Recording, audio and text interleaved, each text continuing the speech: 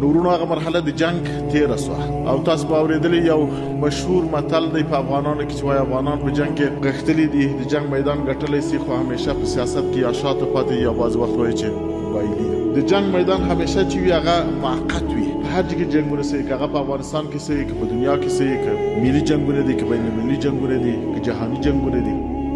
د یو مدت دپاره وي هغه اوږد جنګ همدغه د افغانستان جنګ له امریکایانو ناټو سره چې 20 کاله دوام وکړ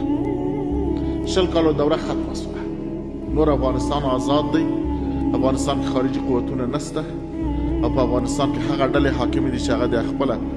افغانان دي او د دې خاورې بچیان دي او صادقه بچیان دي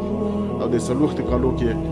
ډېرې قربانۍ او وینې په باندې ورکړې اوس دومه مرحله چې د هغه د وطن آبادي ده جوړولي دي رغولي دي د ملک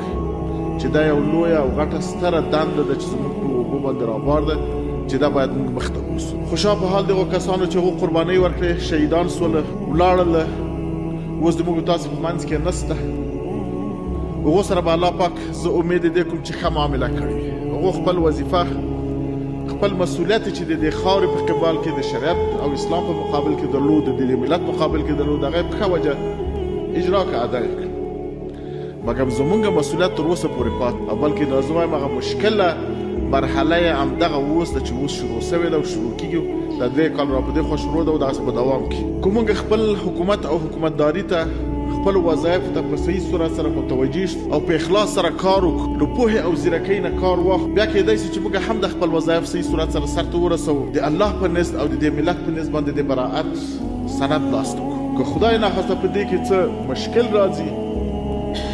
یا تغییر و تبدیل پکې راځي یا د موږ له ناسه د نظام وځي یا خرابېږي بیا به نو موږ سخت مسؤوله یو هم به خدای ته مسؤوله یو هم به دې ملت ته مسؤوله یو